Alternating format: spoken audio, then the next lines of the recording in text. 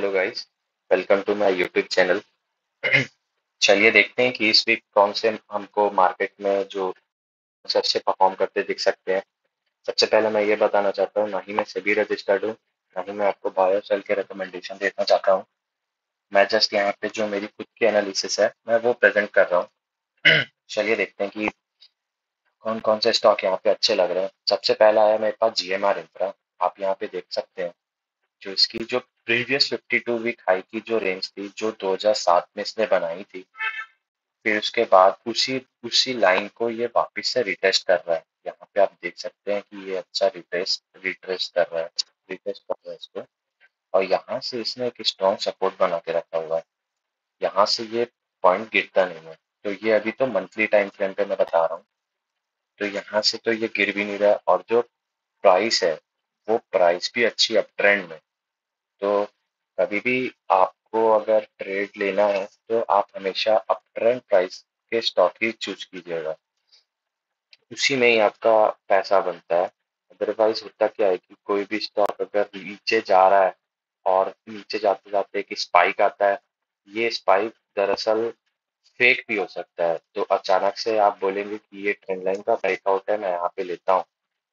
तो यहाँ से चांस ज़्यादा ये रहता है कि स्टॉक अगर डाउन ट्रेंड में है तो यहाँ से चांस नीचे आने का रहता है, जो कि आप यहाँ पे ट्रैप हो सकते हैं एक फेकआउट पे।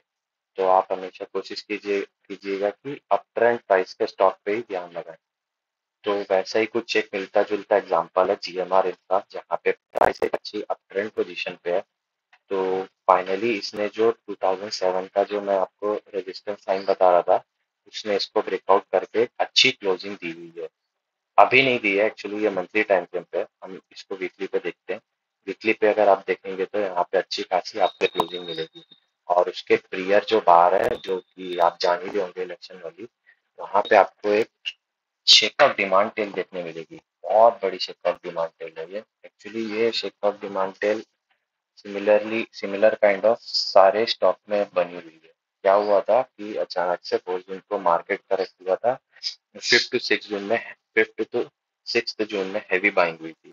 जब भी आप ये देखिएगा, यहाँ पे 4 जून को मार्केट गिरा था अच्छा खासा, फिर उसके बाद हैवी बाइंग हुई थी। तो ये का पूरे का कॉम्बिनेशन एक शेकआउट डिमांड टेल फॉर्म करता है। और जब भी ऐसी बार बनती है तो जो बायर्स रहते हैं वो वो हेवीली एक्टिव रहते हैं उस जोन पे। मतलब कि इस स्टॉक में ये दर्शाते हैं कि मोमेंटम अच्छा खासा है। और जो प्रीवियस वीक की जो क्लोजिंग हुई थी उस पे भी वॉल्यूम भी अच्छे है, और कैंडल ने फाइनली उस रेजिस्टेंस लाइन को ब्रेक किया हुआ है। अब देखते हैं मंथली टाइम फ्रेम पे और कितने रेजिस्टेंस जोन है यहाँ पे। तो पहला जो जोन है अब यहाँ पे दिख रहा है 2007 का ही है, नेक्स्ट 52 वीक हाई का, जो कि मैंने मार्क किया हुआ है 115 का रेजिस्टेंस जोन है। और भी इस पे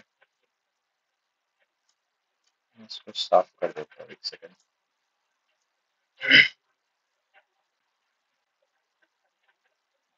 अगर आप वीकली टाइम फ्रेम पे भी देखेंगे इस स्टॉक के बारे में, तो ये अच्छा खासा कंसोलिडेट किया है। ये रेक्टेंगल बॉक्स के अंदर बहुत अच्छा खासा कंसोलिडेट किया है। अगर आप थोड़ा बहुत भी डार्विस बॉक्स के थ्योरी जानते होंगे, मैं एकदम लेमैन में समझाता हूँ डार्विस बॉक्स की थ्योरी। डार्विस बॉक्स का एक बहुत बड़े ट्रेडर थे वो, उनकी बुक भी है, अगर आप चाहें तो पढ़ सकते हैं, बेनिफिशियल रहेगी।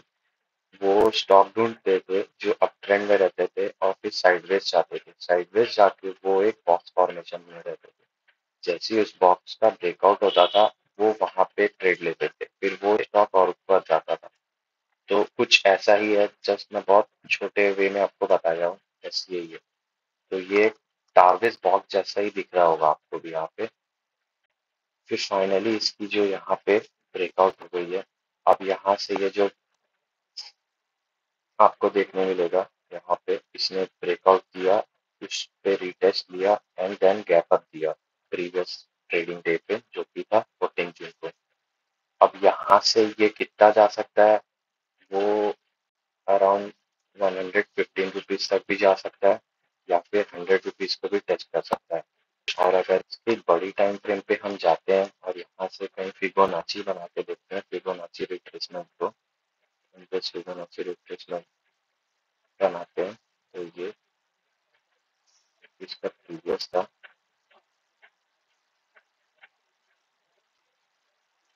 जो अराउंड हम लोग को एक लेवल निकल जाता है 111 रुपीज। तो ऐसे करके आप एक अपना खुद का टारगेट निकाल सकते हैं। कोशिश कीजिएगा कि 10 to 15% बुक हो जाए। ऐसे कर करके आप बुक कर करके, इसी को ही स्विंग ट्रेडिंग बोलते हैं, जहाँ पे आप पोजीशन को होल्ड करते हैं और 10 to 15% निकालते रहते हैं। तो मैं यूज करता हूँ 20 डे मूविंग एवरेज। फाइनली ये जो कंसोलिडेशन जोन के भी बाहर आया और 20 डे मूविंग एवरेज के ऊपर भी इसकी प्राइस है। तो अब यहाँ से आपको डिसाइड करना है कि आपका एसएल क्या होना चाहिए और क्या नहीं होना चाहिए। अब जनरली जो अच्छे ट्रेडर रहते हैं वो क्या करते हैं, ब्रेकआउट होने का इंतजार करते हैं, वापिस से जब रिटेस्ट होता है तो वहां पे वो लोग लेते हैं। जैसे कि अगर मेरे से पूछेंगे तो इसको कैसे ट्रेड किया जाए, देखिए यहाँ पे एक इनसाइड बार बनी हुई है। इस इनसाइड बार में आप यहाँ पे ले सकते थे, इस जोन पे आप ले सकते थे, और आपका जो एसएल रहता वो अराउंड यहाँ पे रहता कुछ 2.59%, यानी कि 2.2 रुपए 40 पैसे का आपका स्टॉप लॉस आता। तो अगर आप इसकी 100 क्वांटिटीज लेंगे तो 240 रुपीज का आपका स्टॉप लॉस हो जाता। और फिर टारगेट जस्ट आपके ऊपर है। एक्चुअली में होता ये है कि हम लोग जो है वो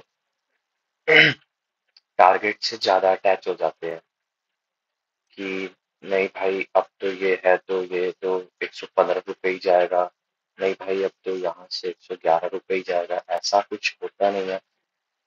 तो आपको हमेशा अपने प्रॉफिट रेगुलरली बुक करते रहना चाहिए, क्योंकि ये स्टॉक मार्केट है, ये हमेशा पैसा बनाने को मिलता है। ज्यादा लालच ना करे तो ज्यादा अच्छा रहता है। उससे क्या होता है कि मान लीजिए कि ये स्टॉक चला, अचानक से यहाँ से गया और आपका टारगेट हिट हो गया, बट आप बिजी है अपने ऑफिस में, अपने काम में, या कोई भी एक्सरसाइज काम में बिजी है। आप सपोज कीजिए उस दिन आप बुक नहीं किए, ठीक है, तो चांसेस ये भी हो सकती है कि क्या पता ये वाली कैंडल वापस रिपीट हो जाए, यहाँ से 10% करेक्ट हो जाए। आपने खरीदा 91 रुपीज में, और आपका जो नेक्स्ट जो आप पैनिक में फिर 93 रुपीज में बेचेंगे, तो ये गलत हो जाता है। इसलिए आप अपना प्रॉफिट खुद देखिए कि आपको कहाँ पे बुक करना है। मेरे से कोई पूछेगा तो मैं तो जस्ट रेगुलरली 10 to 12 15% ऐसे बुक करते रहते हैं। तो पहला तो स्टॉक ये हो गया कि जीएमआर इंफ्रा है। दूसरा स्टॉक मैं आपको बताता हूँ, दूसरा स्टॉक बहुत इंटरेस्टिंग है। दूसरा स्टॉक है मेरे पास पटेल इंजीनियरिंग। चलिए देखते हैं पटेल इंजीनियरिंग में। पटेल इंजीनियरिंग का अगर आप मंथली टाइम फ्रेम पे देखेंगे तो इस टाइप के स्टॉक को जनरली क्या रहता है कि ट्रेड ना किया जाए तो ज्यादा अच्छा है, क्योंकि आप यहाँ से देखेंगे तो ये कंटिन्यूस डाउन ट्रेंड में। ऐसा लगता है कि अब ये एक और एक और उछाल आएगा इसमें तो फिर से नीचे गिर जाएगा। बट सम टाइम क्या होता है कि उसके फंडामेंटल्स हैं, कंपनी में टर्न अराउंड होता है, पॉजिटिव बिजनेस की ओर जाती है। तो हम तो स्विंग ट्रेड एक्चुअली हम तो स्विंग ट्रेडर है, हमको उतना फंडामेंटल से मतलब नहीं रहता है। 10 to 20 या 15% अगर निकल जाता है तो बस उसी से ही मतलब है। अब चलिए यहाँ पे एक चीज दिखाता हूँ मैं। ये रहा इसका वीकली टाइम फ्रेम पे। जैसे कि मैं बता रहा था कि हर स्टॉक के पास एक ना एक ब्रेकआउट डिमांड टेल बनी हुई है। तो अभी आप यहाँ पे देखेंगे कि यहाँ से डाउन ट्रेंड चैनल ब्रेक हुआ, और वॉल्यूम देखिए आप यहाँ पे, ये वॉल्यूम ने इसको मेन सपोर्ट दिया इसको इतना बड़ा रैली देने के लिए। अगर मान लीजिए यहाँ पे ब्रेकआउट होता और वॉल्यूम नहीं आते तो ये वापस से एक और नीचे की तरफ जा रहा रहता है, बट जो इसके वॉल्यूम है ये बहुत शानदार आया है। इसी वजह से ये जो स्टॉक है ये ट्रेंड कर रहा है ऊपर की तरफ। फिर फाइनली आप देखेंगे कि यहाँ तक उसने टच किया, कुछ अराउंड ये बोल सकते कि आप एक फ्लैग एंड फोल्ड टाइप का पैटर्न बन चुका है यहाँ पे। ये फ्लैग है इसका पूरा, क्योंकि मैं बनाया हूँ पहले से। ये एक फ्लैग है और ये पूरा इसका ये पोल है। तो अगर आप जानते होंगे कि पैटर्न ट्रेड कैसे करते हैं, तो कभी भी फ्लैग एंड फोल्ड का जो टारगेट अकॉर्डिंग टू बुक जो लिखा गया है, और ऐसा होता भी है कि ये यहाँ से निकलता है जब भी एक स्ट्रॉन्ग ब्रेकआउट आता है। और वैसे भी इसने यहाँ पे देखेंगे तो आप एक स्ट्रॉन्ग ब्रेकआउट ऑलरेडी दे चुकी है इसमें स्टॉक में। वॉल्यूम भी 89.28 मिलियन की है, ब्रेकआउट भी स्ट्रॉन्ग है। तो जब भी ऐसे टाइप के पैटर्न की जब ब्रेकआउट होती है फ्लैग एंड पोल की, तो टारगेट हम जो पिछला लेफ्ट साइड से चलते हुए आ रहा रहता है उसी को हम टारगेट मानते हैं। बट होता ये है कि हमेशा स्टॉक ऐसे नहीं जाता। तो टारगेट कैसे जाते हैं, पहले जाएगा अराउंड 86, फिर गिर जाएगा, फिर साइड जाएगा, फिर ऐसे ऊपर नीचे करके चलता है मार्केट। हमारा क्या रहता है कि हम बहुत ज्यादा अटैच हो जाते हैं कि नहीं अब तो यहाँ से लिए तो सीधा सीधा जाएगा। ऐसा नहीं जाता मार्केट। मार्केट हमेशा जाएगा सीधा, फिर नीचे करेक्ट होगा, फिर जाएगा सीधा, फिर करेक्ट होगा, ऐसे करके धीरे धीरे ऊपर जाता है। तो ऐसा बोलते हैं कि जो फ्लैग एंड पोल पैटर्न है उसका टारगेट ऐसे ही निकालते हैं। बट ठीक है, हमको तो 20-15%, 10% से मतलब रहता है, 5-10% से जितना मिल जाए हमें, हमारा तो वही प्रॉफिट है। तो यहाँ पे आप देखिए कि ये जो फ्लैग है, ये फ्लैग की जो ब्रेकआउट आई है, हाई वॉल्यूम के साथ ब्रेकआउट आई हुई है। डेली टाइम फ्रेम पे आप चेक करेंगे तो ये फ्लैग का ब्रेकआउट हुआ। इस फ्लैग का ब्रेकआउट आप देखिए, ये रहा, ये ब्रेकआउट जोन है, ब्रेकआउट कैंडल। ठीक है, ये ब्रेकआउट रहा। इस ब्रेकआउट के बाद फिर अब ये चलना चालू किया है। माइट भी ये हो सकता है कि जो नेक्स्ट कल का जो ट्रेडिंग सेशन है उसमें ये स्टॉक थोड़ा सा करेक्ट हो जाए, क्योंकि यहाँ पे जो ट्रेंड लाइन जा रही है नीचे से 20 डे मूविंग एवरेज की, उससे थोड़ा सा ये स्ट्रेच हो गया है। आपको दिखाता हूँ मैं, यहाँ से जो मूविंग एवरेज से स्ट्रेच हो जा रहा है।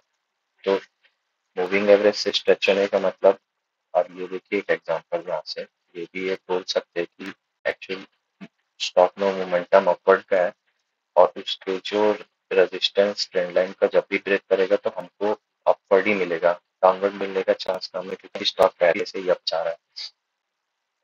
अभी इसमें आप देखिए, मैं क्या बता रहा था आपको कि मूविंग एवरेज से स्ट्रेच को लग रहा है। ये देखिए यहाँ से मूविंग एवरेज से जब भी स्टॉक बहुत ज्यादा स्ट्रेच हो जाता है, जैसे कि इस स्टॉक ने यहाँ पे ब्रेक दिया था इस रेजिस्टेंस लाइन का, तो अराउंड कुछ 4 डेज में आपको 26.50% का रिटर्न देखने को मिला। अगर आदमी चाहता तो इसको पूरा फ्लैग एंड पोल के बेसिस पे यहाँ से इसको होल्ड करता, उस हिसाब से उसका टारगेट 95.35 जाता। बट जैसे कि मैंने बताया था कि स्टॉक कभी भी ऐसा नहीं जाता, वो पूरा नीचे करेक्ट होके जाता है।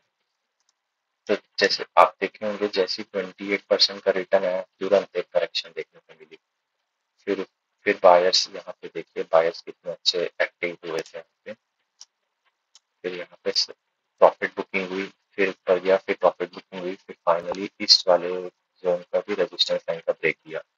फिर आप देखिए यहाँ से जैसे ही ब्रेक आया, 26% अगेन 7 दिन में, 26% अगेन 7 दिन में, फिर से जो स्टॉक है वो वापिस से स्ट्रेच हो चुका है, 20 डे मूविंग एवरेज से बहुत ऊपर जा चुका है। तो मेरा एक थंब रूल है, जब भी कोई स्टॉक अपने मूविंग एवरेजेस से बहुत ऊपर जा चुका रहता है तो मैं उसको ऑलरेडी सेल कर देता हूँ, क्योंकि उसमें चांसेस रहते हैं कि करेक्शन होने का। अगर मान लीजिए मैं यहाँ पे लिया हूँ और मैं टारगेट पे बुक के हिसाब से पूरा पोल का लगा के 95 तक बैठा हूँ, तो मेरा तो पैसा यहाँ पे लॉक हो जाएगा ना। अगर मैं यहाँ पे निकालता नहीं हूँ, प्रॉफिट बुक नहीं करता हूँ, जैसे 26% प्रॉफिट बुक ना करके मैं वेट करूँगा, तो पैसा लॉक हो चुका रहेगा।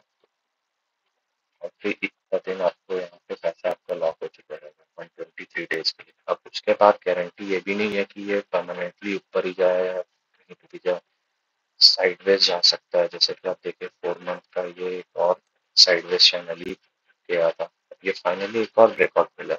तो इस स्टॉक में एक और टेंडेंसी हम लोग को देखने को मिली कि जब भी इसका ब्रेकआउट आता है तब तो 20-25% का एक रिटर्न हम लोग को देखने को मिलता है। तो उस बेस पे जब भी ट्रेड आएगा, और यहाँ पे भी इस बार वॉल्यूम भी अच्छी अच्छी ब्रेकआउट वॉल्यूम में हुई है, तो ये 26% अराउंड 80 रुपीज तक का आपको पटेल इंजीनियरिंग देखने को मिल सकता है आने वाले समय में। फिर से मैं बताना चाहूंगा कि स्टॉक हमेशा ऐसा नहीं जाएगा, ये जाएगा तो करेक्ट होते हुए जाएगा ऐसा। तो यहीं तक की बस एनालिसिस थी मेरे पास। तो आप अपने आपको कैसी लगी है वीडियो? मेरा फर्स्ट टाइम चैनल है, तो फर्स्ट टाइम रिकॉर्डिंग कर रहा हूँ, तो थोड़ा बहुत हिचकिचा रहा हूँ। मैं कोशिश करूँगा अगली बार इतनी लंबी वीडियो ना बने, पॉइंट टू पॉइंट बात करूँगा और इतना हिचकिचाऊँगा नहीं। So thank you for watching the video. Please share your comment कि आपको मेरी एनालिसिस सही लगी कि नहीं लगी, और नहीं लगी तो प्लीज़ आप भी बताइए कि आप कैसे ट्रेड करते हो, मैं भी जानना चाहता हूँ। क्योंकि स्टॉक मार्केट हमेशा एक लर्निंग जोन है, यहाँ पे आपको कंटिन्यूअस लर्निंग ही करनी पड़ती है। ऐसा नहीं कि आप एक बार कुछ पैटर्न सीख गए या कैंडल देख के सीख गए या कुछ एक दो इंडिकेटर में आपकी कमांड हो गई तो आप अब एकदम प्रोफेशनल हो जाएंगे। इसमें हमेशा हम लोग को कंटिन्यूअस लर्निंग करनी ही पड़ती है। ठीक है गाइस, मिलते हैं अब नेक्स्ट वीडियो में।